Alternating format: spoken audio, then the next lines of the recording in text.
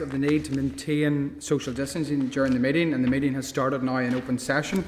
Can I provide a brief overview of the day's business? The committee today will consider subordinate legislation and a departmental briefing on common frameworks.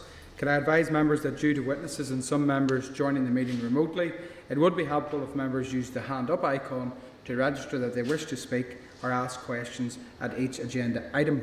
Also, if members and witnesses could mute their mics when they are not speaking, that would allow everyone to hear the evidence and follow the meeting. Could I advise members also of the need to keep their questions succinct, as the room must be vacated by 1 p.m. at the latest, and I request that members keep that in mind when asking questions. We have apologies. Agenda item number 1, we have an apology from George Robinson. Is there any other apologies from the room? No. Okay.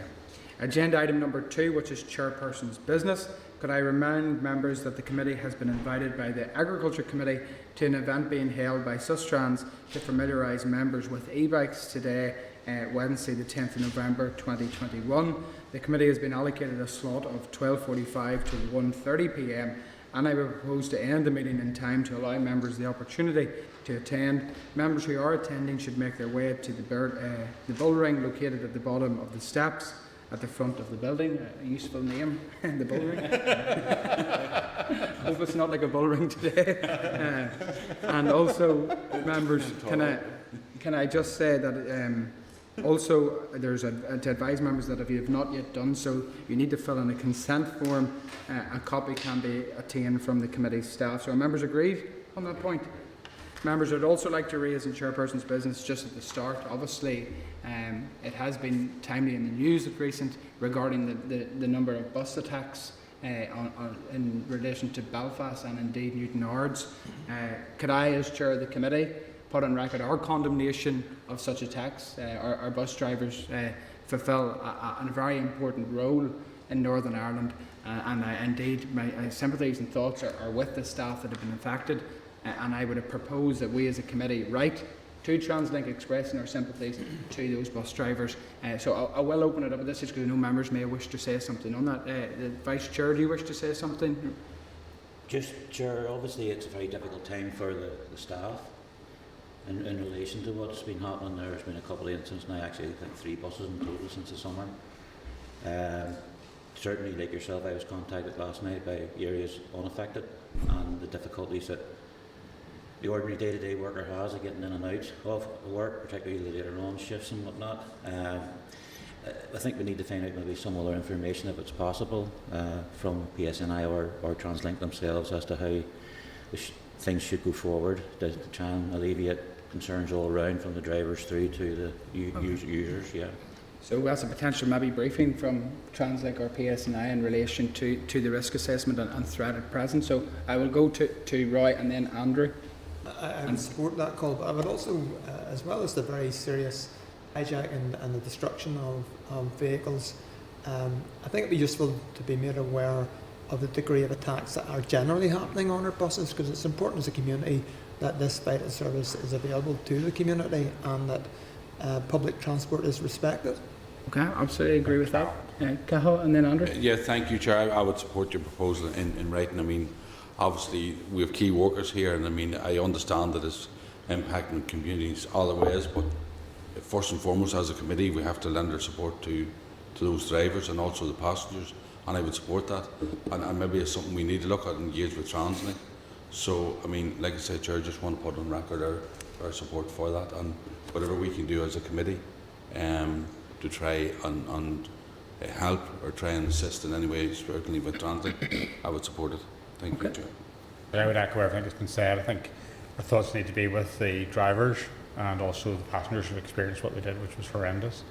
I would have every trust in TransLink and the police to manage this going forward, but I think it's very clear we need to send from this meeting is our support for the drivers and the staff and what they've been enduring, because that's not right.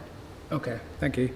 Could I just say maybe I can't hear from the microphones here, so just bear that in mind. I don't know if that's a problem. Yeah.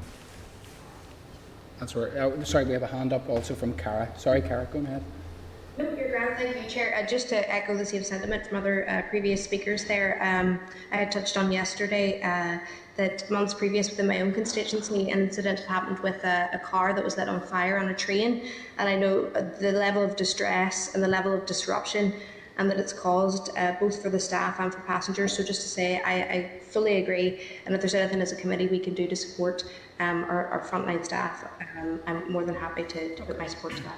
Thank you. Okay, so members are agreed. Thank you very much, Karen. Members are agreed then with the action points as suggested. We will write to TransLink in relation to the attacks, and we will also seek a briefing, whether that be written or in person, from both TransLink and the PSNI in relation to the ongoing uncertainties.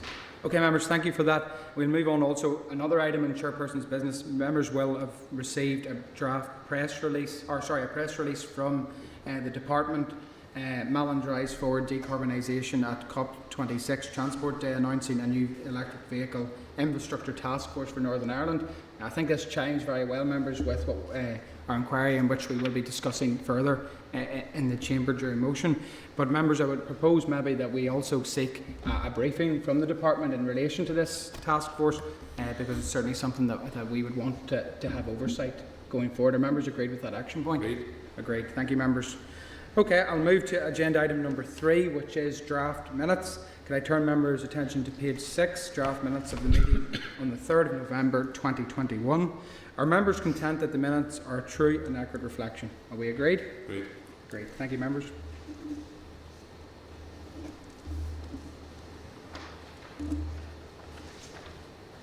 Okay. Agenda item number 4, which are matters arising. Can I turn members' attention to page 18, which is matters arising from the meeting on the 3rd of November 2021. Can I ask members if they have any issues arising from the meeting? No members, any issues? At page 22, members will see outstanding committee requests for information. Tabled at page 3 is an amended committee motion. We had quite some considerable discussion, members, about this. Also, both in committee last week and indeed since then, both on Monday and Tuesday. So can I advise members that the Business Office has proposed minor edits to the committee motion on the committee's inquiry report, which was agreed at last week's meeting. Committee members took the opportunity to review the wording of the motion. As a result, the following proposed amended motion is tabled for the committee's consideration. Do members agree with the tabled motion? Members agreed? Agreed. Okay, thank you, members. So I will read the amended motion, which is that this Assembly approves the report of the Committee for Infrastructure on its inquiry into decarbonisation of road transport in Northern Ireland, and calls on the Minister for Infrastructure and her executive colleagues to implement the recommendations contained in the report. Thank you, members. We will move now to agenda item number 5, which is correspondence. Can I draw members' attention to correspondence memo at page 29 and table at page 5?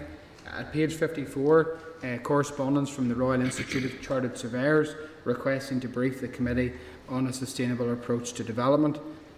So can members seek agreement to permit that briefing from the Chartered Surveyors? Members agree with that point? Okay, we'll put that in. So we'll also agree, members, that potentially to schedule a briefing in the forward work programme as well for members' attention, so we can see where we're going. Can I turn members' attention to page 81, which is the Minister's response to committee questions from its meetings on the 20th of October 2021? Okay, on that previous point? Okay. So we'll now move for discussion now in relation to it. So, members, is there any points of discussion contained within the correspondence? I think the first hand up is actually Liz online. Oh, Liz is on this. So I'll bring in Liz first and then Andrew in the room. Thanks, Chair. It's just in relation to the response around the CPZ review in Uri. The department have said that about the retention of information, so it's just to ask a wee bit more about the department guidance on retention of information in relation to that. I think Apologies. I have a sick baby today, so I'm working from home. I think somebody agrees with you, Liz. So, You got a second there, Liz? so if members are content, then we will write off in relation to that piece of correspondence. Andrew? Yeah, just a couple of things. On 5.6, we've got a letter from the Association of British Insurers. Just to bring clarity in relation to this, what I was trying to articulate in the meeting was the frustration that in terms of HGV companies, that maybe the risk assessment in relation to younger drivers was very similar, and there wasn't maybe as much mitigation in relation to that risk as what there should have been.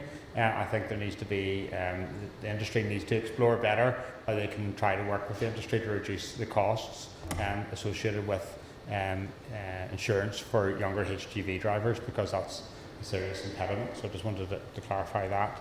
The other one is just in relation to 5.8, which is what you were coming on to, Chair. Under it, it mentions the north-south interconnector. Obviously, there was a judgment made in relation to that. It has a potential impact, unknown as of yet, in relation to other challenges underway. There's also a judgment made in relation to, I'll give you the details of it,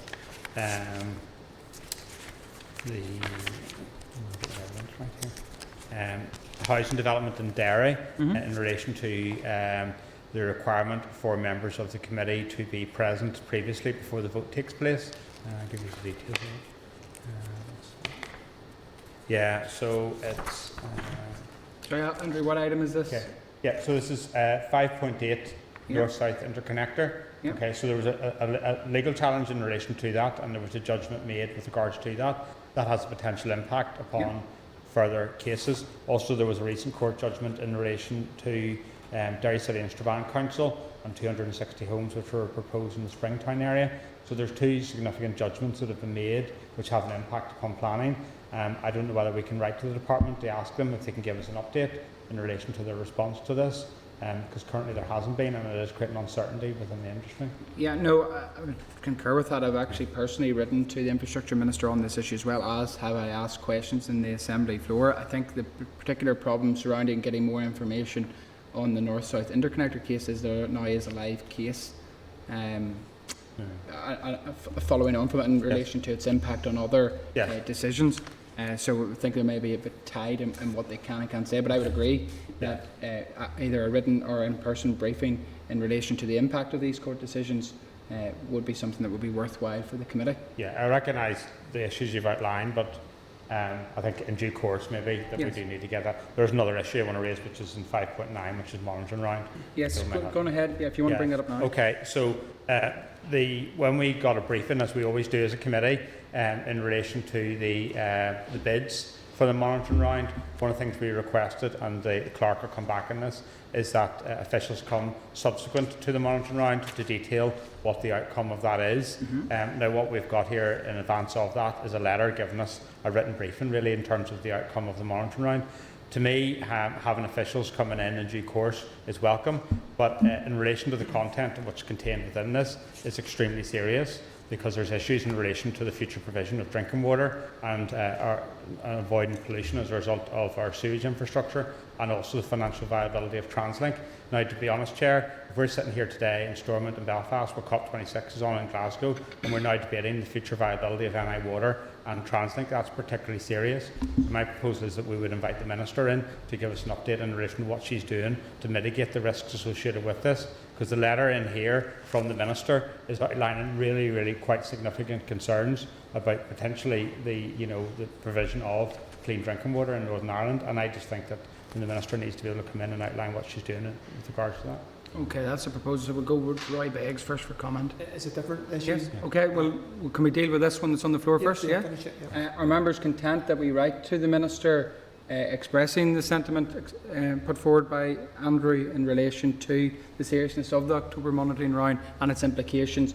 And I know we do have a proposed briefing from officials, but I think your indication is, Andrew, that you would prefer the Minister to come to give that briefing. It is, because within here we're getting statements about the financial resilience of the organisation, which is TransLink, and its impact on going concern. This is a major concern for the board and its department. Okay. And then also about drinking water supplies. This is particularly serious, and for this letter to come to the committee, we need to be able to engage with the Minister on it. Are members content that we write to the Minister in that regard? Okay, thank you. Go to Roy Beggs now for a question. Sorry for having to go back, but I did my hand raised. Yes, sorry. Apologies. It's item 5.2 on page 31, 32, etc. And it's this issue of Northern Ireland deviating from UK regulations, sticking with Europe regulations and not sticking with the rest of the UK regulations, and potential implications going forward.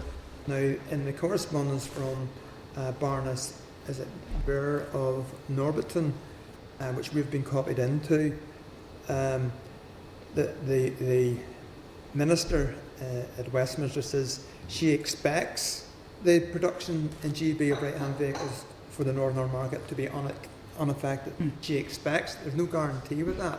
But I'll give you one example. What will happen with the likes of the Ulster Rally? Because that's a bespoke vehicle.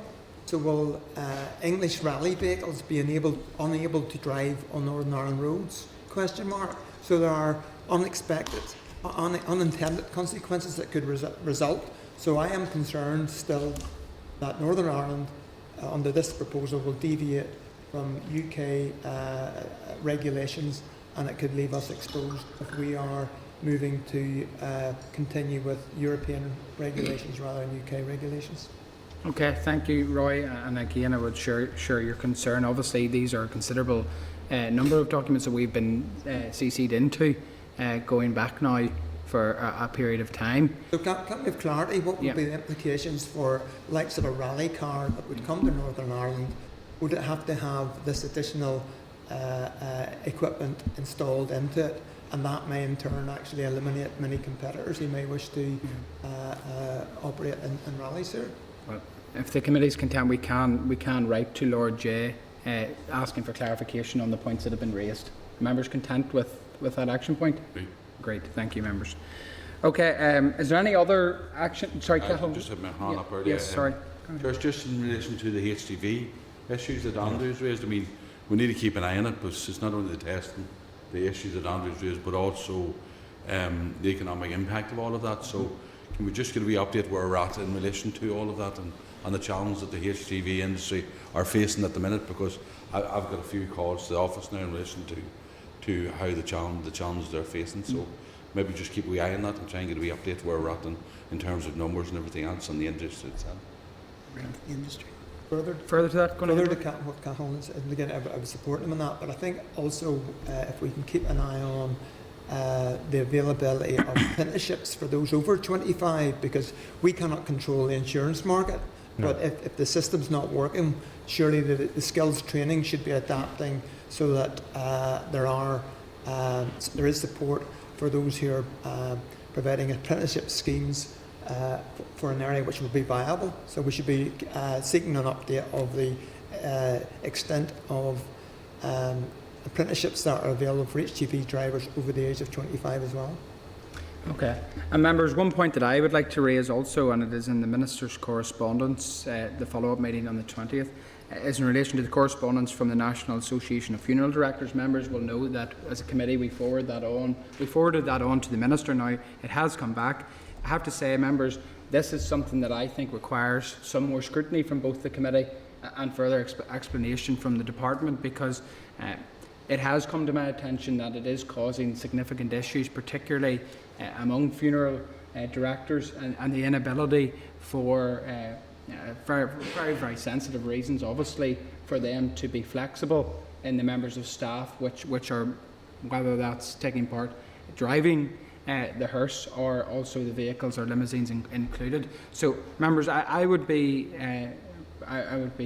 concerned that we let this go at this stage, that we don't get further clarity and start to probe a wee bit further. Is there any form of flexibilities that could be granted to funeral directors, recognising that yes, it is coming under the Taxi Act here, but it's not the same, and I think that there has to be an encouraged mode of flexibility when looking at this particular item, taking into account the sensitivities that are involved.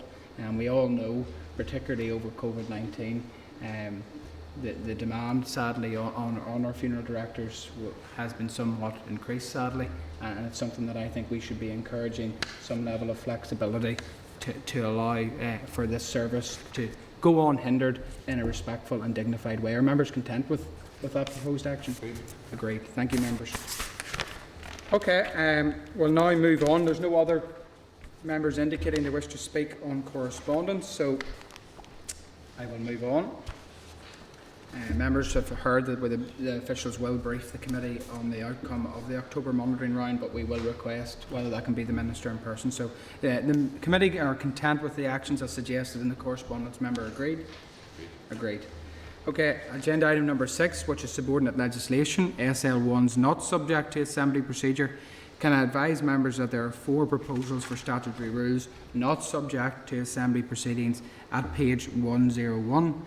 SL1, the Parking Places Disabled Persons Vehicles Amendment number 8, Order Northern Ireland 2021. SL1, the Road Races Targa Rally, Order Northern Ireland 2021. SL1, the Roads Speed Limit number 2, Order Northern Ireland 2021. SL1, the Roads Speed Limit number 3, Order Northern Ireland 2021. Are members content with the proposal for the statutory rules? Right, content. Agenda item number 7, which is SL1, the Rockfield Park Portaferry Abandonment Order Northern Ireland 2021. The SL1 at page 113, members. The proposal is subject to negative resolution procedure. The purpose of the rule is to abandon an area of 72 square metres of road comprising part of a former turning head adjacent to number 31 Rockfield Park Portaferry. The abandonment has been requested by a developer in order to facilitate further housing development. The proposal was consulted on and no objections have been made. Are members content with the proposals for the statutory rule? And we have noted there, members, that there's been no objections made to this, and I'm not aware of any other issues, nor is the committee. So are members content with the proposals for the statutory rule? Content? Thank you, members. We will now move to agenda item number 8, which is a departmental briefing on the common frameworks on rail, technical standards, commercial transport and operators, licensing standards, motor insurance and driver licensing. Hansard will record the meeting. From page 117, a memo from the clerk regarding the common frameworks before the committee.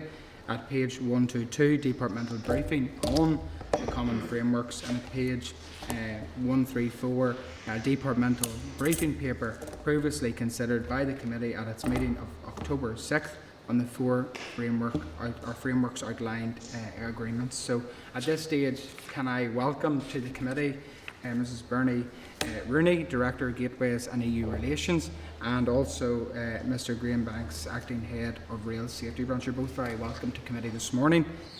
And also attending via Starleaf, we have Mrs. Beverly Cowan, Head of Driver Policy Branch, Mr. Philip Gallagher, Head of Freight Policy Branch, and Mrs. Jo Campbell, Drivers Policy Branch. So members will have a number of questions, I'm sure, once we've received a briefing. And the way in which we can facilitate this is that we will have a general sense questions in relation to the frameworks, which will allow the appropriate people to answer before we go into specifics on the framework. So just for your information, so you're all very welcome, and you're both very welcome to committee this morning, and I'll hand it over to you at this stage. Thanks. Thank you very much, Chair, committee members. Thank you for the opportunity today to provide an update on the Department's work in relation to the development of transport common frameworks as you undertake the scrutiny of the documents. I'm Bernie, and Graham is my colleague within, he's the Acting Head of Rail Safety Branch, and I think it's Jo, not Beverly today, Chair, and Philip are from Safe and Accessible Travel Division. So officials last verbally briefed the Committee on Transport Frameworks in December 2020 prior to the end of the transition period, and the frameworks have since undergone considerable further development to update their content to reflect the end of the transition period and the implementation of the Trade and Cooperation Agreement with the European Union. The frameworks have been approved by both the Minister for Infrastructure in line with the revised procedures agreed by the Executive in July 2021 and by her Westminster counterpart.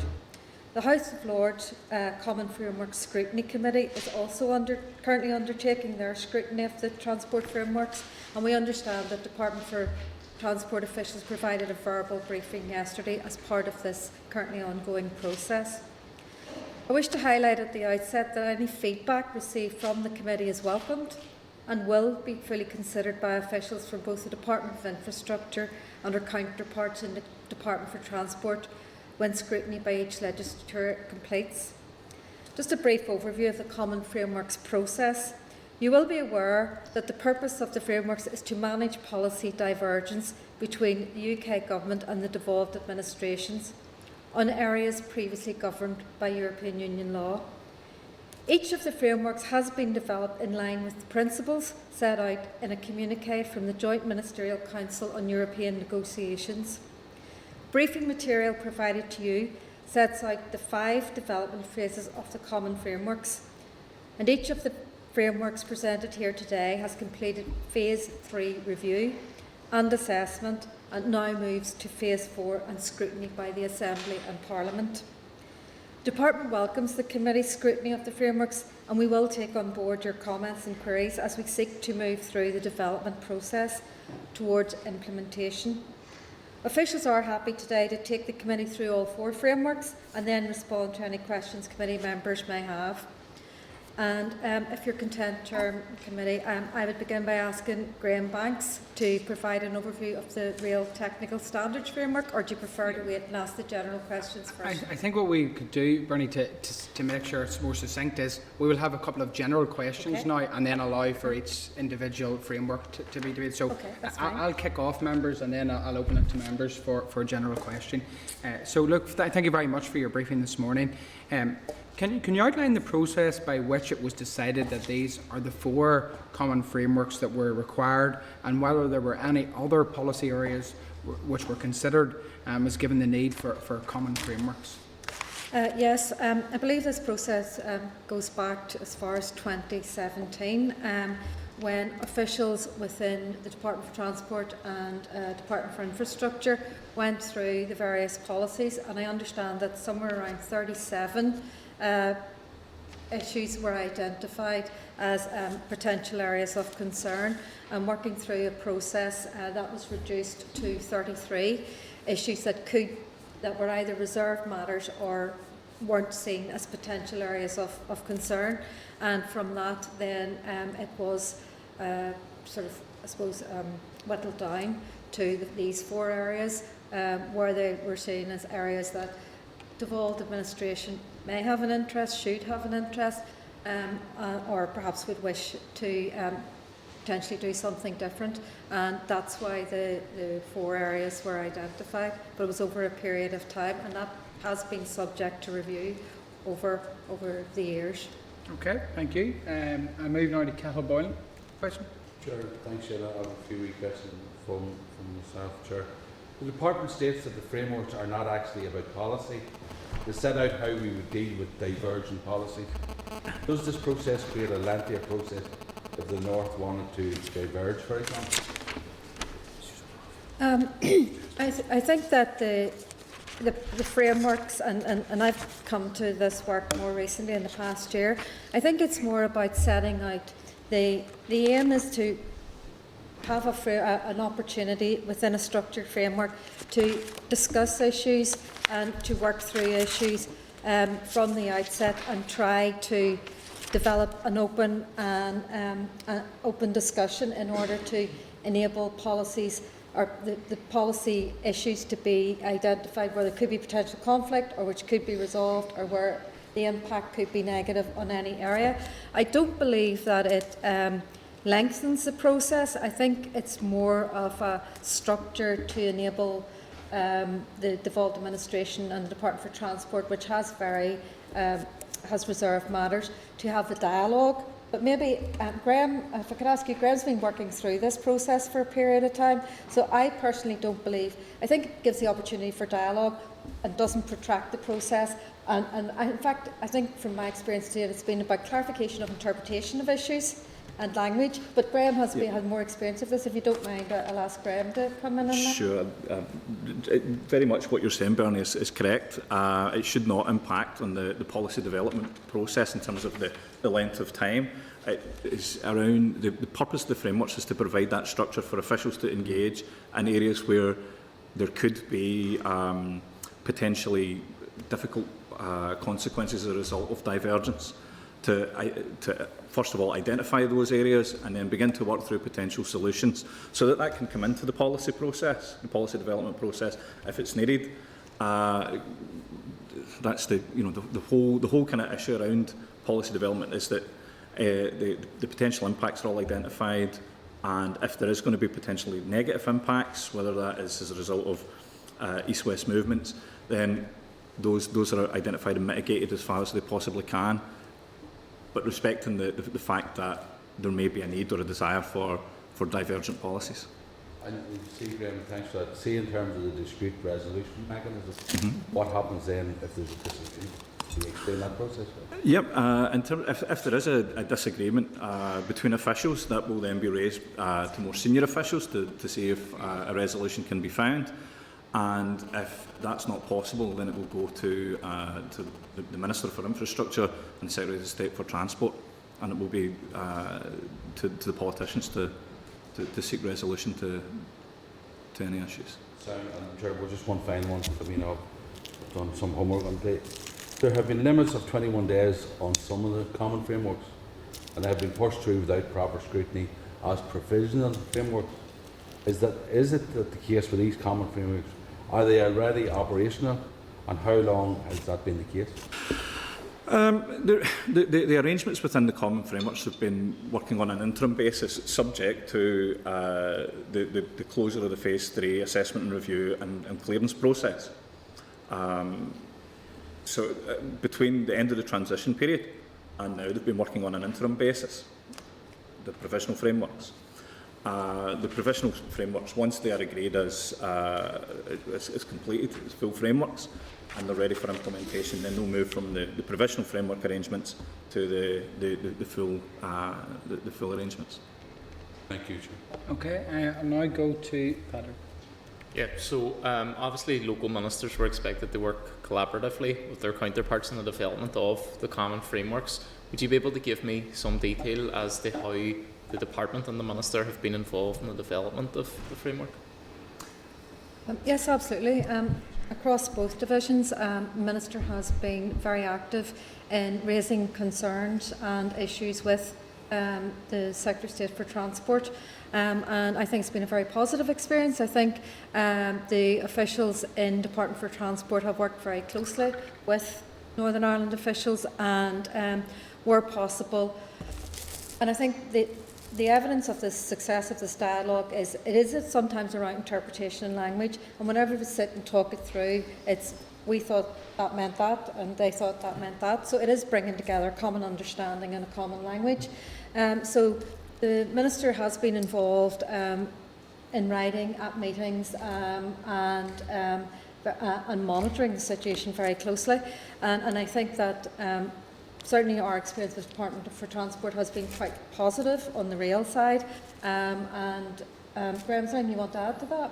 No, I think that's a fair reflection. There's been stakeholder engagement. There's been stakeholder engagement. The Minister's been involved in, I think, those roundtables with stakeholders, particularly in terms of NI Railways on the rail technical standards. I think the same would be for colleagues to perhaps be able to give you more detail on that.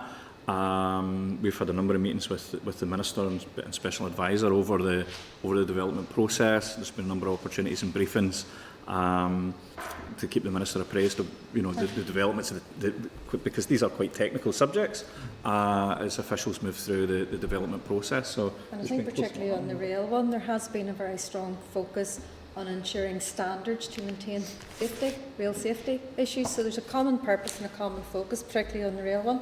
And maybe ask colleagues if that's okay. There's just a second part, if that's okay, just before you go. It was just around that, and I appreciate what you're saying, but I was wondering, had there been any engagement with the Southern Government in the development of these? And just before we come to colleagues, maybe that's something they could. That's okay. Yes, okay? Because of the Irish Government being a member state, the formal process is through the Department for Transport. So the Department for Transport undertake the official engagement. However, at operational level, we would be liaising with the colleagues because of the cross-border line and because of the focus on safety issues. Go ahead, that's very true, but it's also important to remember that these frameworks are about the relationship between the devolved administrations and the UK Government as policy diverges on areas which were previously governed within the remit of EU law. The Irish government still implements EU law in these areas. The UK government may or may not diverge as time goes on.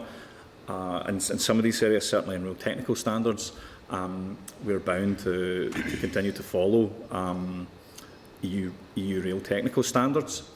So this is more about, the framework is more about how, when GB diverges from EU technical standards, how the impacts of that are governed, that divergence. So do you see the standards and the loss of an EU oversight then as an immediate There's no challenge? loss of EU oversight, because we are obliged to implement EU real technical standards. Okay. And you don't think there'll be any divergence from that then? Well, that would be a matter for the UK government. There won't be any divergence here. We're obliged to continue to follow EU real technical standards.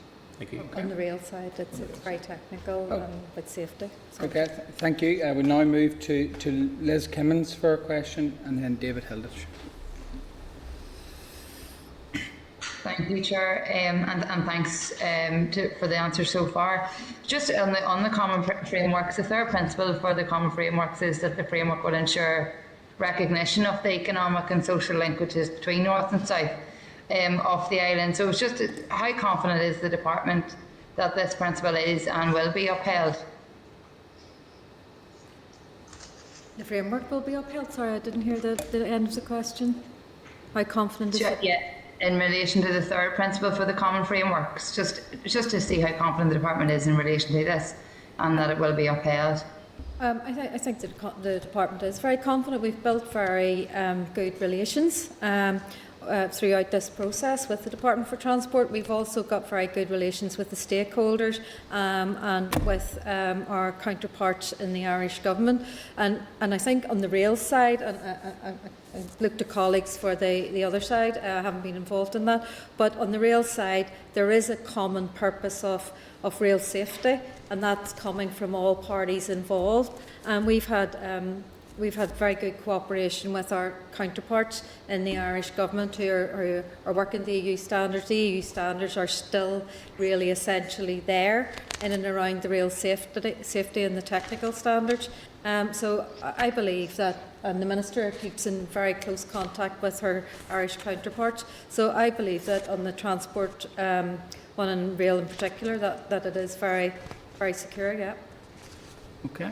Oh, thank you, Bernie. Just a follow up, Chair, if I can. It's just it is concerning that the common frameworks is about dealing with divergence. So it's just to kind of get a sense of whether the Department have any concerns regarding the potential for the British government interfering with devolved assemblies who may want to diverge. Well, I think I was actually looking through, just reminding myself of the process and the escalation process, and there is quite a.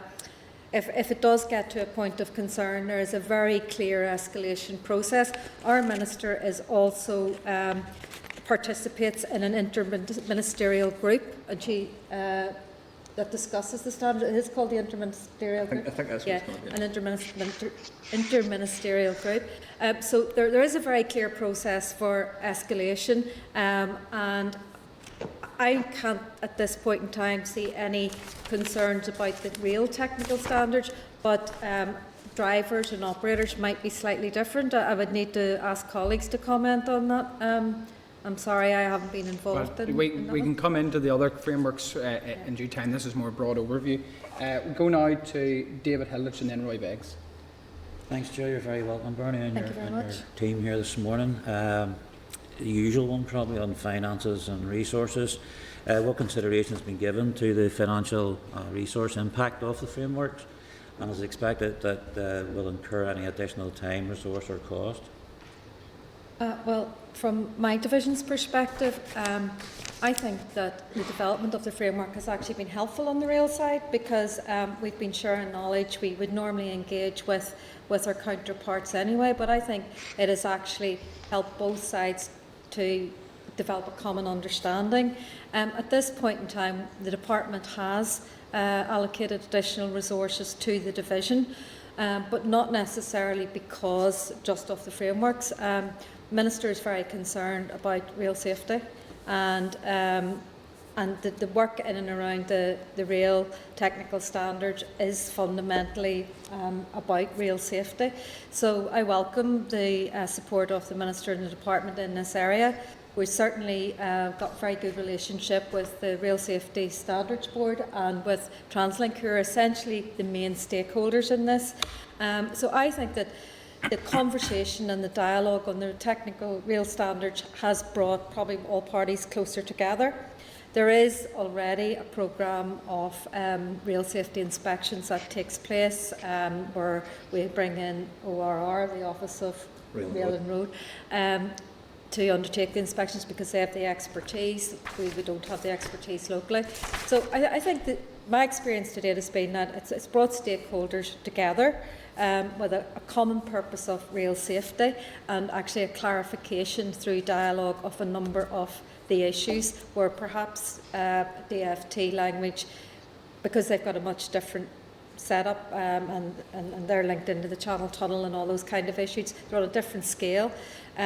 It's brought us back onto the radar in and around the technical standards, and it really, I don't believe the frameworks has put on, particularly on the rail side, a heavy burden of the resource. It's certainly been useful stakeholder engagement and dialogue, but we have been strengthening the team in skills and knowledge, and I think that that's for the betterment of the Northern Ireland network. Graham, is there anything you'd like to add to that? No, I think that covers it. Yeah. Okay. Thank you. Roy Beggs. I note in our briefing material that, and I'll quote, the majority of policy in the area of rail interoperability is reserved, and the Secretary of State for Transport legislates on Northern Ireland's behalf in such areas. So my question around this would be, we are talking about TransLink in Northern Ireland. There are very few other operators other than the Railway Preservation Society of Ireland, who operate from Whitehead within my constituency. So my question would be, how do you ensure that there is also input from the very small number of alternative providers so that policy is not developed which potentially could put them out of business? They may not be able to meet standards, so there's an understanding the requirements of vintage vehicles so that people can continue to enjoy them? Yeah, there is within current regulations flexibilities to ensure that where vintage or heritage rail vehicles, which were maybe built 50, 60, 70, 80 years ago, are still able to operate. So that would be derogations to existing standards, which you would expect modern trains to operate to. That has been in the legislation since it was last revised in 2011. The regulations which the Department for Transport are bringing forward in order to implement the obligations within the protocol has the same sorts of derogations and flexibilities. We engage quite closely with the heritage sector, although that has been difficult over the last couple of years with the pandemic. A lot of the heritage operators haven't been operating, but it's a programme of work that we have engaged in and will continue to engage in with the heritage operators to make sure that they're involved in the process of developing policy. You've indicated then that the escalation process to resolve any difficulties and move up to different management levels, ultimately to ministers.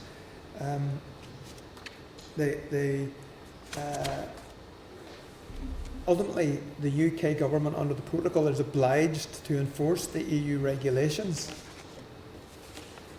So how is there any input for local suppliers such as I indicated, the Railway Preservation Society of Ireland, and indeed the Department, into any new EU regulation which will be imposed upon us?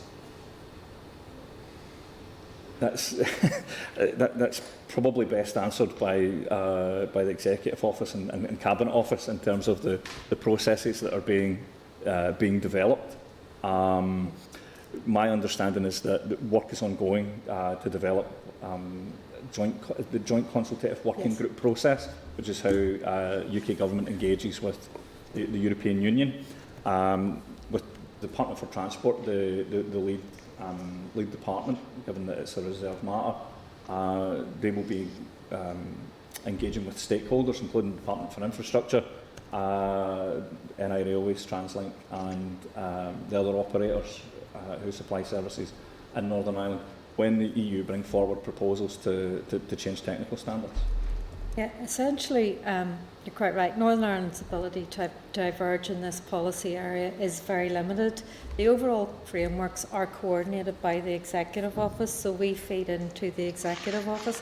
At the moment, the Executive Office are, in fact, the Executive a week or two ago considered a managing divergence paper, and they're working, TO and departments are working a process to try and develop a form of engagement whereby if there are any items of concern that Northern Ireland has the ability, Northern Ireland Executive and Northern Ireland Assembly has the ability to feed that in. But at the minute that process is work in development or work in progress. Okay, thank you. Okay, thank you. Quick supplementary, David? Just on the supplementary from Roy there, Graham, you said about working hand in hand with the heritage sector, but already there's a difficulty there, and a practical example is the likes of the Portrush flyer, which comes from the Whitehead depot. It can't go to Portrush anymore because the new signalling system stops at Gwitton by Coleraine. Yep. And people have to then, who have paid money to go on the Portrush flyer, have to be bused the rest of the way. Yes. So there's already practical issues out there, and it's Yep. the fear of further developing those issues is in the back of my mind. Yep, I think that's. I think NI Railways are they are the as they develop the network, because that's they are the custodians of the network. They manage the network. I think there is probably an opportunity for TransLink to have better engagement with the heritage sector as they implement whatever systems or requirements that they need to implement in order to comply with the European technical standards, but doing so in a way which enables things like the Portrush flyer to reach that. I think it's a case of further stakeholder engagement Yeah, I think and that would require identifying the issues. Yeah, I think that would require stakeholder engagement. I think there's possibly ways in which that could be managed, but we'd need to explore the detail of that to see exactly how Because that that's a could be I think done. good that's a point example that where we can EU take back. regulations Yeah, are yeah. curtailing the heritage I sector. think that's a point that we could take back and look further into. Yeah. I think it's a fair point. I think at this point, while some consideration has been given to the heritage sector, there's probably scope for more. So we'd be happy to take that. There are flexibilities within the regulations. There are flexibilities within the existing regulations and within the regulations that are being brought forward to implement protocol obligations. I think we need to look with TransLink at possible solutions to that. Yeah. I don't prima facie, I don't see why it's not possible to try and at least identify a solution within the existing framework. Because they've been coming up against in a brick wall situation so far. It's just the EU framework just to see a further development of the problems, to be honest. Well, we need to. I think we need to look at the specific technical details to say exactly, what the issues are and how we can work within the standards that apply, and look at what flexibilities and derogations may exist to see if it's possible to enable that. Sorry, we probably veered onto the railway section. But as this is a particular issue, I'll allow Roy briefly back on that. Very brief intervention. It seems very strange that small spur line is blocked from the vintage vehicle, which it has very low usage, and the regulations are stopping it being used. So it'd be helpful if you could investigate. We need to identify exactly what the issue is behind that. I'm conscious that members are straying into the actual particular frameworks, so I'll allow you briefly, Cal, and then we're Just on the points it's raised, because it leads the question then to how the department, the level of detail and consultation the department's had with DFT, and also all the responsibilities of the executive right across the board, and how they've engaged on behalf of those industries and those responsibilities. How is that level of consultation taking place? Because there's responsibilities lies outside this committee that the executive ministers should be responsible for and should be engaged with yourselves. So my question is, how, as yourselves, this department, and also the executive ministers, whose responsibility for others, worked in the development of the common frameworks itself. That's a There is a structure, as I said. TEO coordinates all of this, and then there are various interdepartmental groups that we engage in on a regular basis. Graham, do you want to give a specific example? Just in terms of the working on the rail technical standards, there's been very good engagement in terms of the development of the framework itself. We've worked hand in glove with the Department for Transport to tease out exactly what the Department for Transport are trying to achieve with their objective of being able to diverge from EU standards. The recognition that actually that is not necessarily within the interest in Northern Ireland, because we have quite a unique network across the island of Ireland that's quite well integrated. So there are very different interests at play, and then it's been about how we manage the potential areas of divergence if GB seek to diverge from EU technical rules. So there has been a lot of engagement around that, and then trying to specify the process for divergence, for UK government consideration of any divergence, how that might impact on Northern Ireland, and then what are the processes for consultation and engagement with stakeholders in Northern Ireland, whether that's the department ourselves, whether it's NI Railways or some of the other stakeholders. Can't really speak for other colleagues either in the department or in other departments. I wouldn't know. Yes, we attend the interdepartmental groups, but a lot of that is about having the information about the development process, the phases, timelines, things like that. So I'm not overly aware of how engagement has been in other departments with their Whitehall colleagues. There are two strands, if you like. There's the internal officials network, and then there's also the stakeholder engagement network. And through the consultation, or through the dialogue and the stakeholder engagement, these more unique technical issues come up. And I think that the common frameworks have been about establishing ways of working through those nitty-gritty technical issues, and the Rail Safety and Standards Board actually are sort of the experts, if you like, on the technical detail. So I think we're very happy to take on board any concerns individuals have. There is the opportunity for flexibility and divergence to accommodate, and if because there are so many slightly different quirks in the different engines. Sorry, excuse me, I'm not a real expert, but there are unique issues that emerge, and when we go through to the experts in the Rail Safety Standards Board and DFT, they are very receptive to trying to help us work them through. They're actually quite interested in understanding what the variances are. That's been our experience to date, so we're very happy to take on any queries if people wish to contact us. Yeah. Andrew? Thank you, Chair, and thank you all for coming along. I think obviously in the context of this is all in relation to our departure from the EU, so we are where we are here now. I think I probably would acknowledge as well, alongside other people, this is an extremely complicated area. So my researchers spent all day yesterday going through this and stuff like that, and Catal and I were saying there that it's a good experience. So it was useful, and she's given us particular notes in relation to this, which I'm really grateful for, and I'm also grateful to yourselves coming along and trying to outline it in a simple manner. My question, so the Chair's going to come in now, my question is in relation to the transport frameworks and cabotage. So if you want to take that now, or do you want to wait till we go further? I'll wait down? until the specific. Right, that's fine, no problem. Okay. Just finally, before we move on to the other points, Mr. Beggs mentioned a very particular difficulty in relation to, obviously it's a very live discussion at the moment with the Northern Ireland Protocol. Mr. Beggs has mentioned in particular the democratic deficit aspect, and which you've outlined in some part how there could be some form of consultation, etc. But given where we are, and I take on board that some of these are hypotheticals and you may not be able to answer them in full, but if we do, and we're expected to see action coming now from Her Majesty's Government in relation to the Northern Ireland Protocol, potentially the triggering of Article 16 has been mentioned, and we've heard in retaliation that there may be, retaliation from the European Union in relation to actions, on the back of whatever decision is taken by HMG. So can I ask, in relation to the escalation process which you mentioned, where essentially is that factored in, is in relation to the frameworks? The framework escalation process is set out.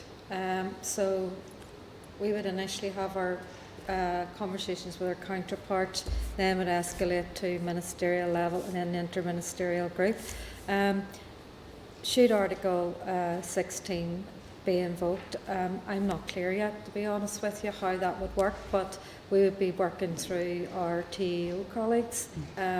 We'll continue to do that. Have you any further information on just that? Just specifically on that, the triggering of Article 16, if that were to occur, it may not necessarily impact the frameworks themselves. It depends on the areas in which Article 16 seeks to set aside the specific elements of the protocol. Colleagues are be able to talk about the trade and cooperation agreement. It's not real issues are not included in the trade and cooperation agreement, so I wouldn't be entirely clear on that. That may be impacted as a result of triggering Article 16. I think Bernie's right. The frameworks are around the escalation process, and the frameworks are around areas where there is a disagreement between officials on those policy areas captured by the protocol. It's unclear. Sorry, captured by the framework. It's unclear how that would be impacted by Article 16 at this stage. Okay. Now, there may very well be political disagreement with Article 16 being triggered, and I think then that would be entirely separate from the framework escalation process. Yeah, and it would be, well, my judgment, this is my personal judgment, be on the rail inoperability, it would be very unlikely to impact. Okay. I couldn't comment on the other areas. I'd need to ask colleagues on the other areas. No, it's fair enough. I'm talking in general sense, so thank you. That's been very helpful. Okay, members, we're going to now move on to the specifics. So we're going to now move to the commercial.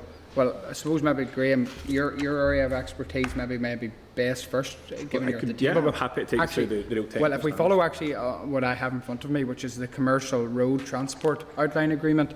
Is there somebody that? Yes, Philip is online. Okay, so we'll go to Philip first. We'll follow that's this. Myself, Philip Gallagher, Head of Freight and Bus Policy. Okay. Philip, do you want to brief us, or do you want to go straight to questions, or is that whatever maybe you want to outline?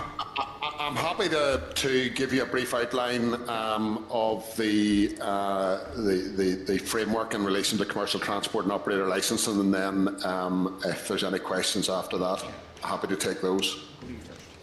Okay. Do you want to begin then, Philip? Yes. Well, the commercial transport and operator licensing framework, it covers the policy areas for road haulage and passenger transport operations. And the framework itself focuses on particular areas where there's the potential for rules to diverge from those applying to the rest of the UK. And in particular, it looks at cabotage operations, certificates of professional competence, both for professional drivers and transport managers, and also looks at operator licensing. Now, the framework very clearly sets out the elements of the retained EU law that intersect with devolved competence, including the market access for road haulage and passenger transport operators, as well as the professional qualifications for both drivers and transport managers and operator licensing. Now, what the framework does, it recognises that Northern Ireland has a legislative competence in devolved areas such as transport, which means that Northern Ireland could potentially diverge from GB position, including in scenarios where it's necessary to support cooperation between Northern Ireland and Ireland. Now, however, and we've already touched on the TCA, as a result of the Trade and Cooperation Agreement, Northern Ireland operators operating in Ireland, actually, one of the, and this is a good example of actually the good working relationships and the engagement that we've had with DFT colleagues up to now, is actually the Trade and Cooperation Agreement actually includes an additional cabotage journey for hauliers, and for passenger operators there's unlimited cabotage when operating between Northern Ireland and Ireland, whereas cabotage is not permitted elsewhere within the EU. DFT and DFI policy teams, we honestly don't anticipate any further divergence between GB and NI on the market access rights because of what's already been agreed in the TCA. And on the other areas, in terms of CPC and operator licensing rules, GB and NI are currently aligned, and again, we wouldn't anticipate that there would be any further divergence on that. As colleagues have already outlined, if they've outlined the process, if there is any joint decisions that are where there is divergence, what the actual processes are in and around any divergence going forward. Okay, thank you, Philip. I'll go to Andrew Muir for a question. Yeah. I know his area was what you wanted to cover. Thank you, Chair. Just one simple query. Obviously, it's around the whole issue of cabotage, and we're aware of the decision was made by the UK government in relation to unlimited cabotage operations. I just want to know how that contrasts with the situation in Northern Ireland, just as in layman's terms. Yes, GB recently made the decision to allow unlimited cabotage for non-UK hauliers coming in. There was a decision made that that wasn't necessary here in Northern Ireland because of our geographic location. And actually, there would be the potential to undermine our hauliers here within Northern Ireland. So the Minister agreed that it wasn't necessary that we would actually follow GB on that particular measure. So just in relation to that, obviously UK government and probably Departmental Transport in London made that decision. Is there a decision-making process that occurs here in Northern Ireland? Does that come across the Minister's desk? Does she take a decision in relation to that? And because that's fine, that's no problem. It's just how we as a committee then get informed of that decision-making process. Baroness Fear wrote to the Minister to notify us that there was a consultation on this particular matter. And then the Minister took a decision on whether there was a need for that to be replicated in Northern Ireland or not. And the decision, based on advice from officials, and also after engaging with the trade representatives here in Northern Ireland, that there wasn't the demand for it, and the decision was that we wouldn't actually, as I said, replicate GB on this particular matter. Okay. I entirely support the decision, just to be clear on that. Just maybe from the clerks, maybe could check, were we informed of that decision from the Minister? Just going forward, is how did the scrutiny process take place going forward? I'm fine with the decision. I think it's the right decision, but just a scrutiny process going forward. That's all my own. Okay, thank you, Cathal Boylan. Thank you, Chair. Just on that, and you're very welcome, Philip, and also sorry, Graham, Bernie, I forgot about you. Just looking at table 8, can you hear me all right, Philip? Yeah. I can hear you, Mr. Boylan. Yes. Yeah, looking at table 8, it appears that officials decide whether or not a divergence is acceptable or not, and then they take the recommendation to the relevant minister. Are you able to elaborate on the process the officials undertake before making that decision? So, such as consultation with key stakeholders? I don't know why Graham's across a lot of the processes in this, Graham. I don't know whether you'd be able to elaborate on how the particular matters are escalated. My understanding is that where there is potentially a a recognition that, or a decision that divergence is in the interests of the devolved administration or the UK government. That has to be based on whatever the existing policy is.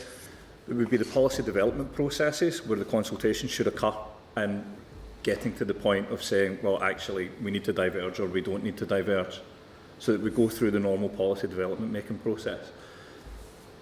And is that the same as there's a section there on page 7 about key joint decisions in relation to the framework? You know, the final bullet point is how to make the decisions if divergence occurs between DFT and DFI. That's specifically in relation to the commercial road transport agreement. On the specific, Philip would be the person leading, obviously, with the engagement. Yeah. But it would be my understanding that the outcomes of that would be subject to the normal policy development making processes. The frameworks are supposed to be around supplementing that, because obviously we don't have an EU policy making process anymore. We have the UK government going through their processes. We have our Minister in the Assembly going through their processes. So where the committee would normally be engaged in the policy development processes, that should continue. And just finally, Chair, in terms of this committee, what role have we in? Just wanted to ask that. In all of the process, I mean, besides our speaking role and everything else. In the policy development making, in the policy development making process, committee should hopefully be made aware that an issue was. It had been decided that there was going to be the need for potentially new regulations or a new policy. It would be up for committee members to decide whether they wanted to have an oral briefing like this morning, or if they wanted to engage in the consultation via letter, or however you would like to engage in the process. The outcomes of that, presumably if it was leading to a change in regulations, there would be another opportunity to be engaged in the consultation process as the regulations are being made. And then finally, when SL1s or if a matter was going to the Assembly, there's an opportunity to further scrutinise there. That would be certainly my understanding, is that the frameworks are supposed to supplement the policy making processes by identifying what are the impacts of divergence and how are they going to be mitigated. So then that feeds then back into the normal policy making process. Bernie, you had a point to add? Yeah, I was just to say that Minister Mallon has been involved very heavily in stakeholder engagement and is very close to the issues of the industry and the various sectors. So normally she would have very close engagement with the sector to find out what they needed or what they wanted.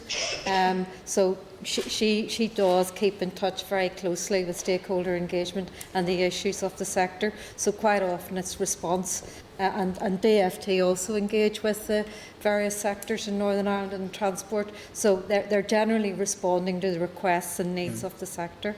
I think this is a general concern from the committee and indeed the Assembly regarding with the serious potential for a democratic deficit, that also then we're elected representatives should have the position to represent the needs and articulate the views of industry.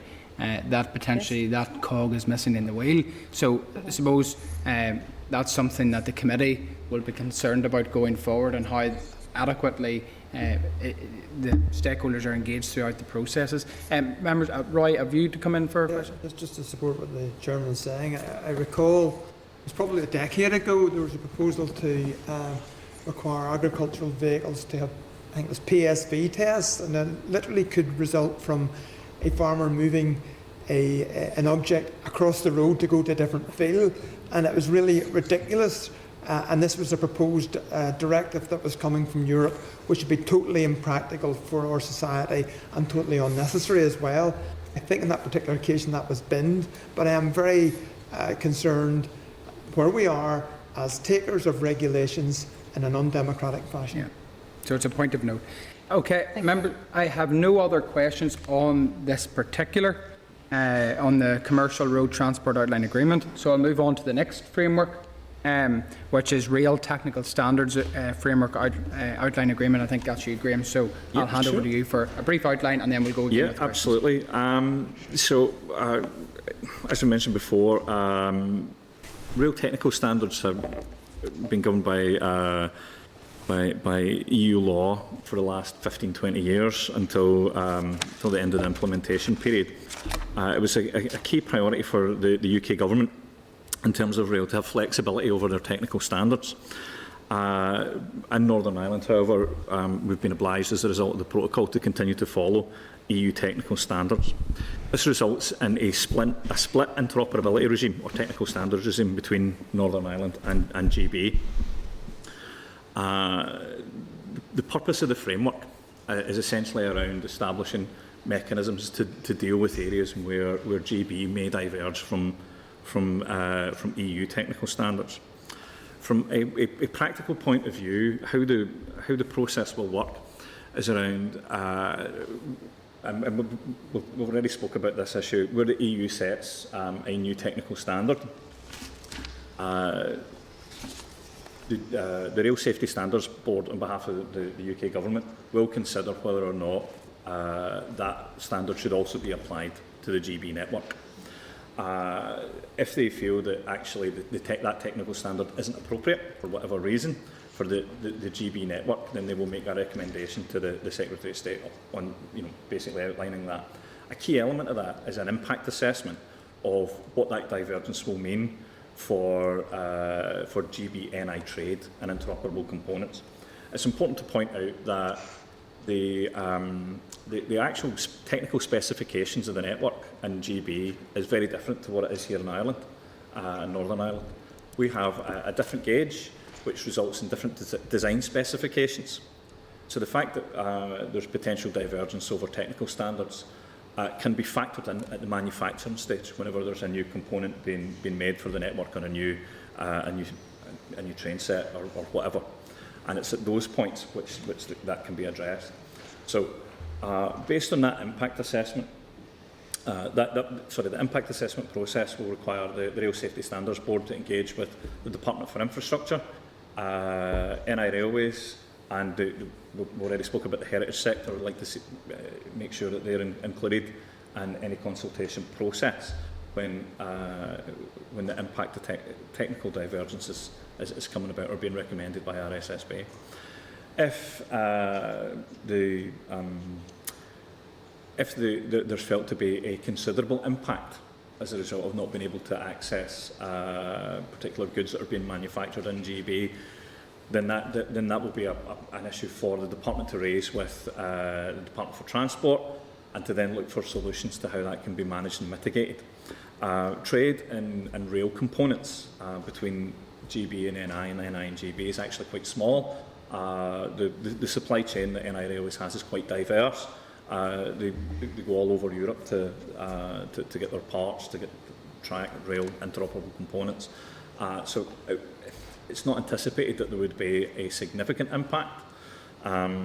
Where goods are being manufactured in GB for the NI market, it would be anticipated that the technical standards that are applied alongside the different design specifications would be the EU standards. That would be independently assessed prior to the good moving into Northern Ireland by a conformity assessment body.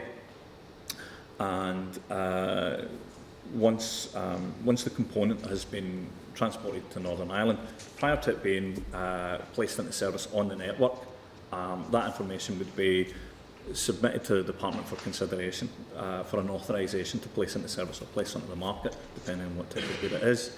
And it would be up to the department to make a decision whether or not that component could be placed into service. If there is disagreements about potentially significant impact, then we've spoke about the escalation process. If it's not possible to agree between officials, then I would move to ministers to be engaged in trying to seek resolution. But it's not anticipated, given the level of trade at the moment, that this would be a significant issue. Okay, thank you very much, Graham. I suppose probably initially, and I take the point that it's very, very technical. You mentioned the supply chains at present. Yep. So how does the GB train component supply chain differ from the NI supply chain at present? There's an awful lot more internal trade within GB. The companies that operate within GB have a GB supply chain. But it's not solely a GB supply chain. Many of the franchise holders in England and Wales are European companies, and they would have supply chains that are diverse across Europe, potentially further afield. Okay, so I suppose probably given that there's much greater scope in the GB market, reference your point, the internal trade element. Yep. So I suppose I'm trying to comprehend why, therefore, at present, and even indeed before Brexit, etc., that the majority of the NI supply chain wouldn't have been supplied from GB. What was the reason for that? It would be a commercial decision for NI Railways in the purchase of goods. Okay. I can't speak for for them in terms of their procurement process, but that's entirely where that would be driven by. Whatever was the best offer they had in their procurement process. Okay. That they would have went with. You've set out a process by which this could be determined, or etc. So I suppose probably it seems to the layman there seems to be quite an additional level of bureaucracy involved now in this element of the supply chain in terms of meeting standards. No, not particularly. We have different design specifications anyway in Northern Ireland to what they would have in GB, given the fact we've got a broader gauge. If there are different technical standards, and it's worth remembering at the moment the technical standards are essentially identical because there's been no decision to diverge from them as yet. It's at the design and manufacture point at which you would then start to build that in. The fact that there is different technical standards, so that might be added to the essentially the design specifications. But the fact that there is different standards that a component has to be manufactured to. At page 9 under the heading decision making, there doesn't seem to be a role for the department in making decisions, so can you maybe elaborate on that particular point? As was mentioned earlier, rail technical standards, because it is a technical standard, is a reserve matter under paragraph 38 of Schedule 3 to the Northern Ireland Act. So it's purely within the purview of the Department for Transport.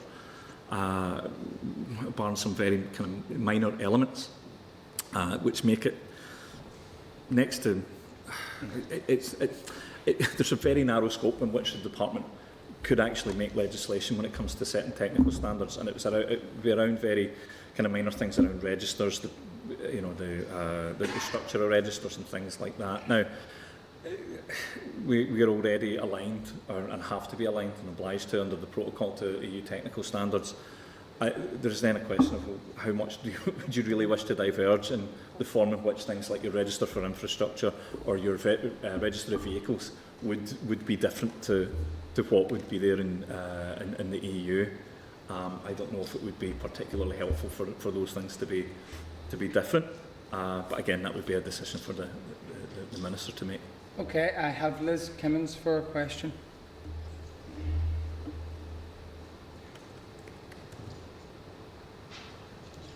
Liz, we're not hearing you. Apologies. Just in relation to the North-South rail journey, so just to know, were there any practical implications of this framework? And are we aware of any potential changes to standards by the British government on this issue as well? We're not aware of any proposals to change technical standards in GB. As I mentioned before, in Northern Ireland we will continue to apply EU technical standards. The EU process, to set standards will operate as it has done. The mechanisms for engaging in that are still being clarified, but it will likely be through joint consultative working groups, specifically the one on transport, where we would have an opportunity to engage in the consultation process as new EU technical standards are set, or indeed standards are revised. Okay, well, thank you. Thanks, Stuart. Okay, you happy, Liz, or have you? Yeah, just happy. Okay, members, does anyone else indicate wish to ask a question on this particular, or we'll move on to the next framework? Okay, members are content. Okay, thank you. We'll now move on to Motor Insurance Framework Outline Agreement. And who's going to take us through this? Joe Campbell. Chair, that's me. Okay, Joe Campbell, You're very welcome. Driver Policy Branch. Okay, Joe, do you want to go ahead and give an initial outline, and then we can ask questions, or alternatively, if you would like to go straight to questions, by all means, we're open. I'm happy to do either, Chair. Okay, so if you want to give us a brief outline, and then we'll go to questions. Okay. Following the end of the transition period, UK legislation that transposes the EU directives remains in force in the UK unless amended or repealed by Parliament. The 2009 EU Motor Insurance Directive obliges all motor vehicles in the EU and EEA to be covered by compulsory third-party insurance, and it abolishes border checks on insurance so that vehicles can be driven easily between EU and EEA countries. That would be, you probably know it as the green card free zone, free circulation zone. Now, in this area, motor insurance is a transferred matter for Northern Ireland under the Northern Ireland Act 1998. And under EU law, GB and Northern Ireland insurance providers must provide cover for travel to EEA member states. And there's no power for the devolved administrations to opt out of doing so currently. Following the end of the transition period, there was no change to our participation in the Green Card scheme. The Consular Bureau recently updated the Green Card rules, and the rules relating to the documents that can be presented in the UK by foreign motorists are set out in legislation. Now, GB led their amending legislation on the 14th of July last year to reflect these updated rules, and we still have to lay that corresponding amending legislation. After the transition period, the UK also lost automatic membership of the Green Card Free Circulation Zone. But thankfully, the European Commission implementing decision issued on 30th of June, and that in effect confirmed the UK's readmittance to the Green Card Free Circulation Zone, meaning that UK motorists have not needed to carry a green card in the EU and EEA from the 2nd of August this year. The purpose of the Motor Insurance Common Framework is to establish appropriate mechanisms in order to manage any divergence applicable in Northern Ireland compared to GB. That's a brief overview of how the framework will operate, and I'm happy to answer any questions you may have to the best of my ability. Okay, thank you. And we have a question from Padraig Tulari. Yep, Joe, thanks for that. Obviously, we welcome the green card, the notice about drivers not being required to provide one going between the north and the south. So are you aware of any other impacts on the motor insurance industry that the Brexit could have on Ireland? And I suppose just from your briefing, I had noticed that you had mentioned border checks for insurance, but my understanding from that document was that that's only a theoretical example and there's no actual inclination to do so. So would you be able to confirm that for me? It was leading up to the end of the transition period. There was the potential that border checks could be introduced, but that's not the case.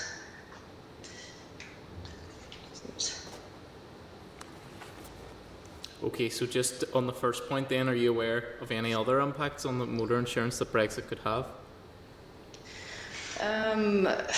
It all depends on our continued,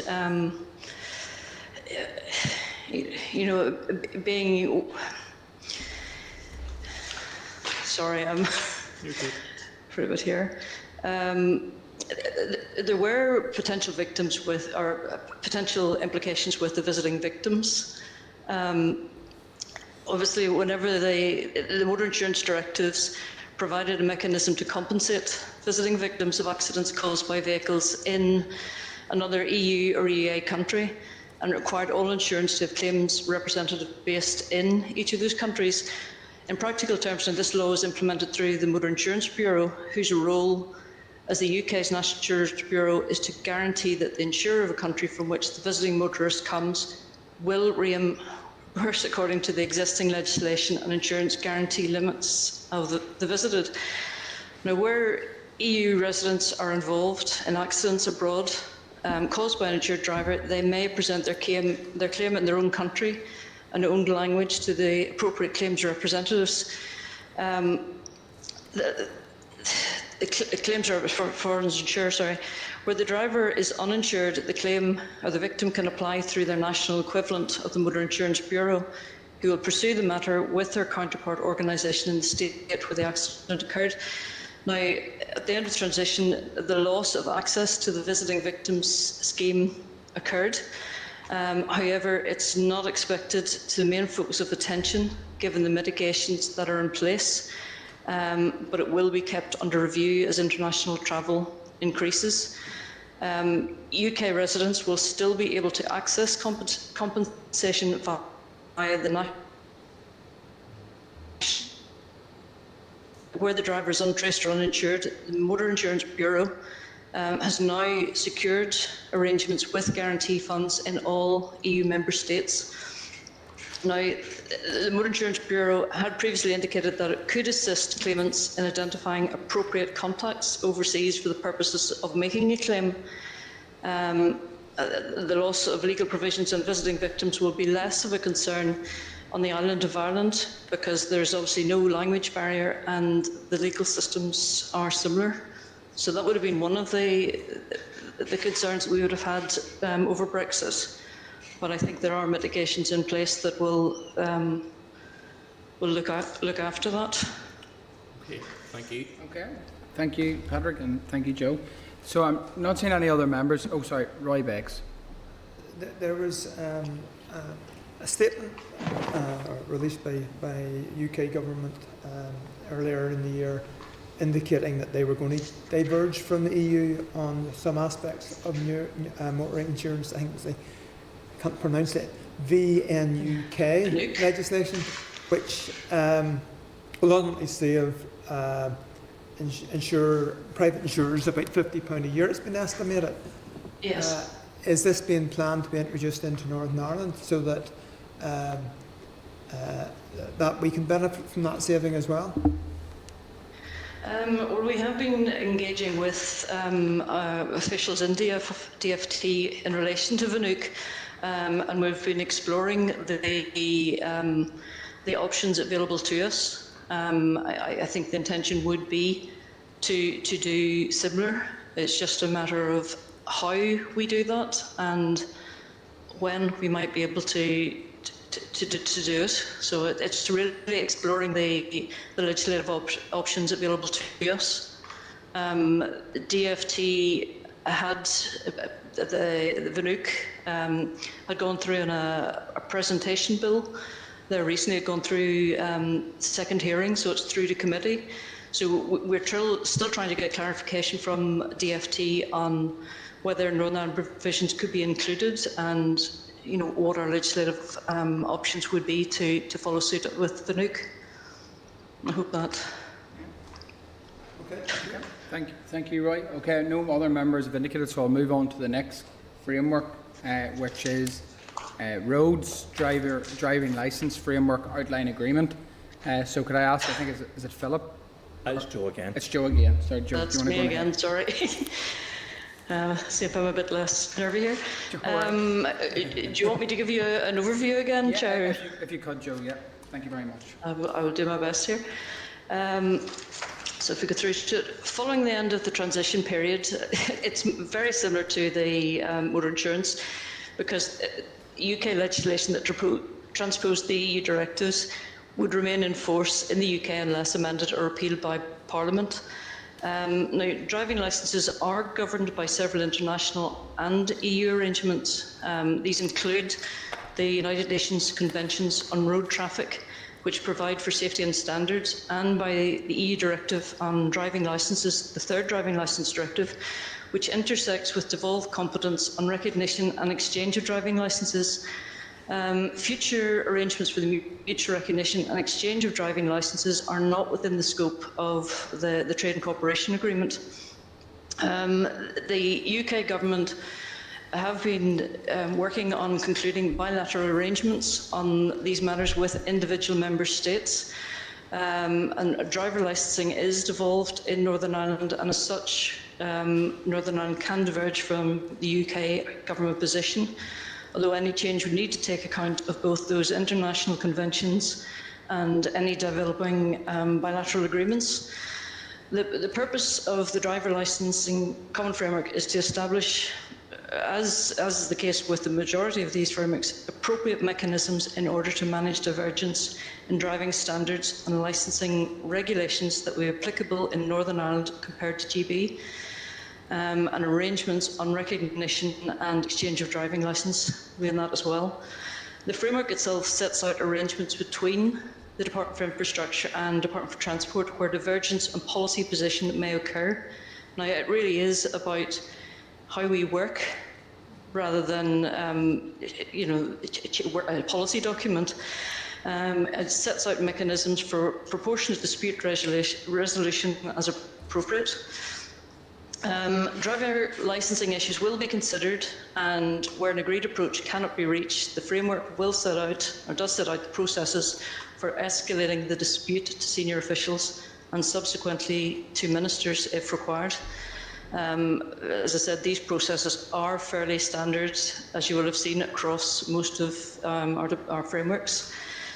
And it really is, I think Graham and Bertie have already mentioned that it is really important to note that these frameworks have been described as ways of working documents rather than policy documents themselves. So happy to take any questions that any members might have, Chair. Thank you, Joe. And I have a question from Cathal Boylan. Thank you, Joe. Can you hear me all right? I can indeed, Cathal. We're just over in the back benches. We're over in the back benches here. We're just trying to. I'll tell you what. Just in relation to the bilateral agreements, so those discussions are ready to conclude. Can you comment any further on the process and progress in relation to that, and timeframes maybe? Oh, and the bilaterals. The majority have been concluded. The DFT are leading in those because it's an international agreement, and basically the agreements on recognition, that's all sorted. It's the exchange. There were interim arrangements put in place leading up to the end of the transition period, and DFT are working on putting in place long-term arrangements for those. I think the majority of those have concluded. I think there are 3, maybe 4, where they are still trying to finalise those bilaterals. Right. And just on page 2, it outlines the North's licensing is unlikely to diverge from the British government position, given the benefits of aligning to these driving standards. Could you expand a wee bit on the benefits of the driving standards, please? Could you expand a wee bit on that? The driver licence directive, a lot of the standard regulations, it's retained EU legislation. I suppose the. Sorry. No, don't worry. If you don't have the answer to hand, you can supply in writing after. Thank you. Appreciate that. Well, that's fine, Chair. Yeah. Okay, that's no problem. Yeah, if we get it, we can get it in writing. We'll get that in writing. Okay, members. I'm not seeing any other member that has indicated they wish to speak in this particular framework, so I will conclude at that. And I think that concludes all of the frameworks. So can I, on behalf of the committee, thank Bernie, Graham, Joe and Philip for coming to the committee this morning, and no doubt we look forward to further consideration in the future. So thank you very much. Thank you. Thank you. Thank you. Thank you.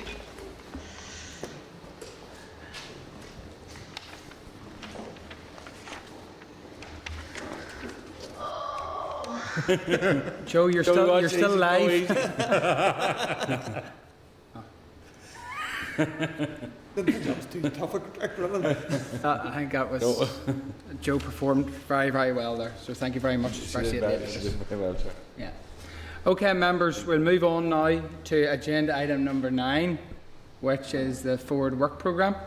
And can I draw members' attention to the proposed draft work programme at page 202? Are members content with what's before us? You'll see we have an interesting sort of engagement, an outreach engagement. The first of the committee is hopefully done in a long time. So obviously next week with the briefing from Wrightbus and the visit to Wrightbus, I would encourage members please to try and participate and come along, because we need a quorum for the meeting, and also it is important that the committee demonstrate its willingness and engagement in what is a very, very exciting sector going forward. So could I ask members to indicate early your desire to attend, so that we can set up and have procedures in place? But we do need a quorum, members, so please, it's for the committee's sake that we're there. You'll also see going forward to the 8th of December, we do have, following that discussion last week, that visit to ABC Council. A council setting is probably easier to facilitate us for an official meeting, given that they have a lot of the technology in place. But again, it's something that we as a committee can look forward to, and seeing how these visits develop and the engagement from members, we will look then to what post-Christmas looks like in terms of visits. So it's just for members noting, and I look forward to welcoming you all to the Tully Glass in Ballymena. So members have nothing else to raise under a forward work programme. I'll move now to agenda item number 10, which is any other business. Have members any other items of business they wish to raise? I know Patrick had mentioned to me before the meeting, so I'll go to you first.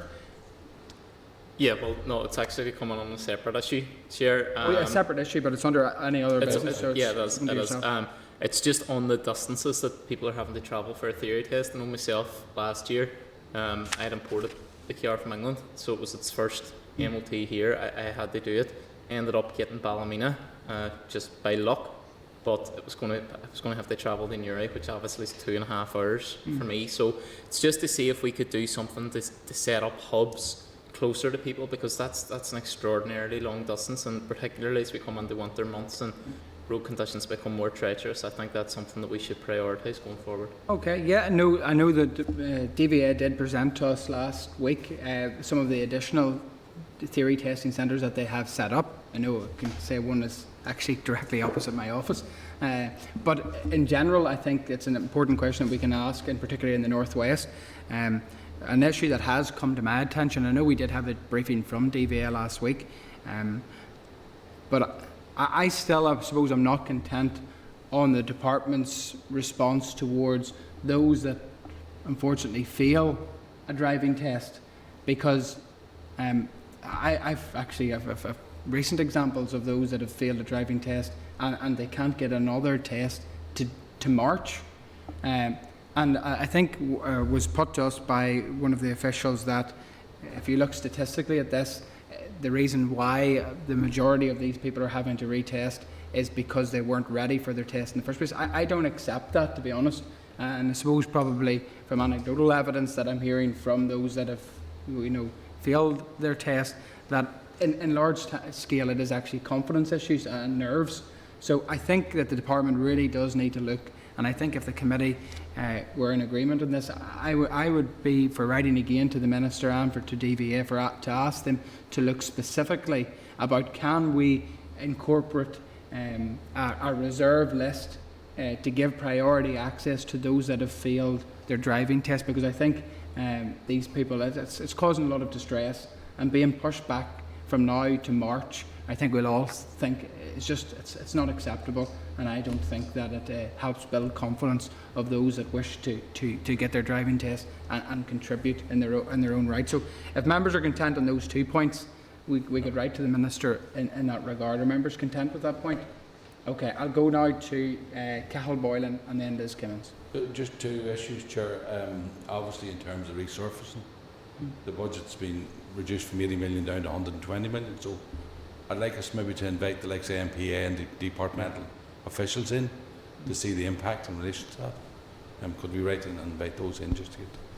Yep, happy to. And I think again one of the key themes for us is in terms of the scrutiny of the ongoing legal challenges in relation to roads resurfacing contracts.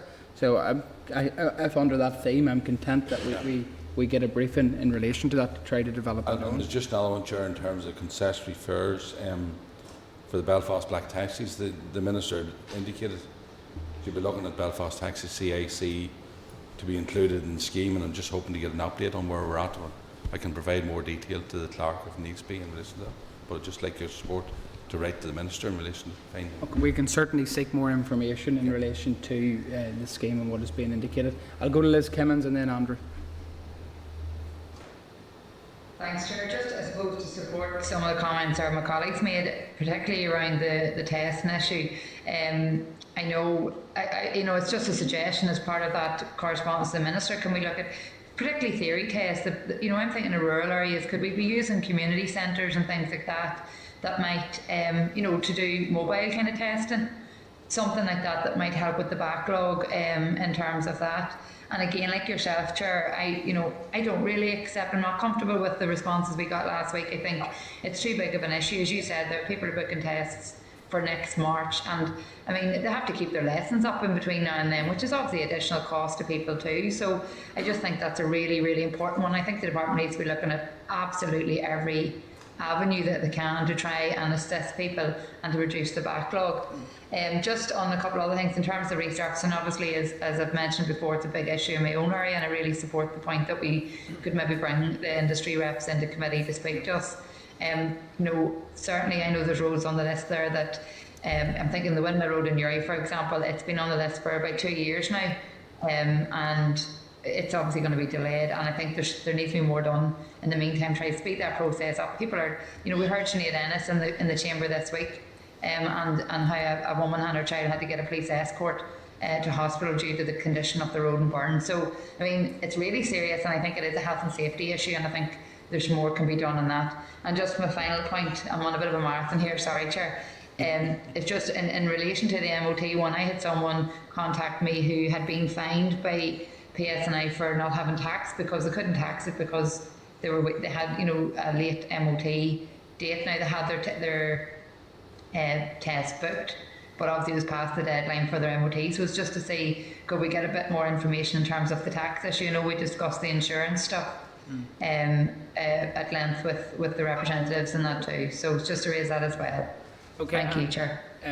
So on a lot of those issues, yes, absolutely, we can write for further clarity and information. But I'm aware in particular in relation to, and Liz, you hit on the point even further, in relation to those that fail a driving test, it's the economic impact as well to continue those tests and for in some cases for quite a long time. Now I know we have now been kicked back on this now at 3 or 4 occasions.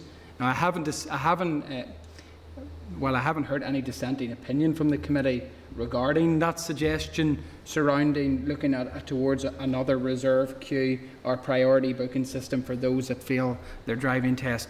And we will write again, but if members were in agreement, I think this is something that maybe we as a committee could escalate in the form of a committee motion if we have to, if we continue to get knocked back on that particular, because I think that is something practical that we could do to really help those that are knocked out for long periods of time. So that's just on that issue. Roy Beggs. On the issue of drivers being fined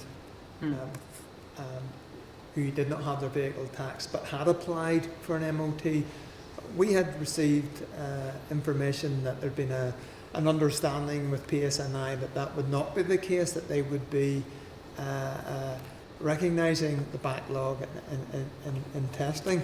So perhaps we as a committee should be writing either to the Minister or to the PSNI to inquire the numbers of people who have been fined for not having taxed but who had a valid MOT application. Okay. Happy with that, members? And Andrew? The other aspect then, the mention was made of budget and the whole issue of potholes and inadequate maintenance that is occurring.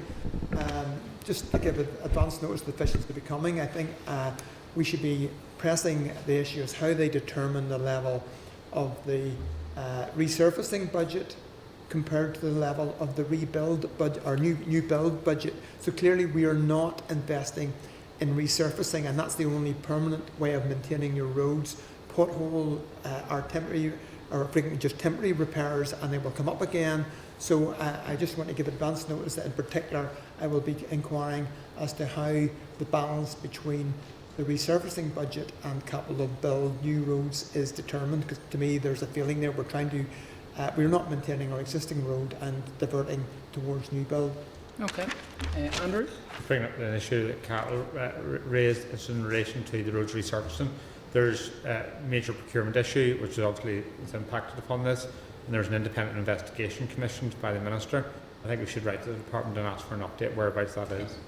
Yeah, I think members, and what I'm sensing here, a particular day focused on roads contracts and our general state of our road network would be useful to the committee. I think everybody's in that sort of ground, so we can factor that in with our forward work programme.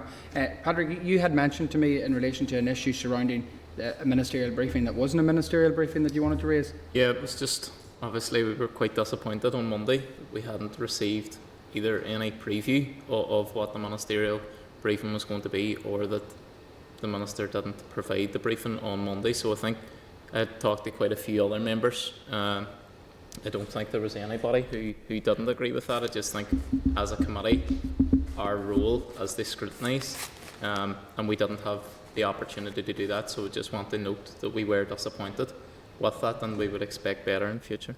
Okay, I don't think anyone thinks it's acceptable to, even if we are receiving a briefing or a statement in the House, to receive it so late. It can be quite difficult. Does any other member? Chair, just on that, I mean, Yes, table it for was Monday. my understanding that the Minister was to come in relation to NS meetings, is to come to the Chamber, and we received. So I mean, I'd like further clarification on that. Besides the point that Padraig has made, and I do support, the Minister, I'm nearly sure, has to come to in relation to NS, has to come. The statement is in the pack. Statement to the House. So it's coming to the statement is in the table papers.